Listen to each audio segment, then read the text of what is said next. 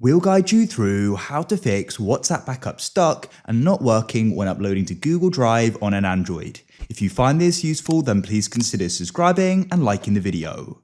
This problem can be really annoying because then you can't do the backup. So for the first fix, come out of WhatsApp. You want to go and press on the app switcher in the bottom right here and press close all or just close WhatsApp. Then find the WhatsApp app and tap and hold on it. Go to the top right and press the I. And what you then need to do is go down and find the option for storage and go to the bottom right and press clear cache.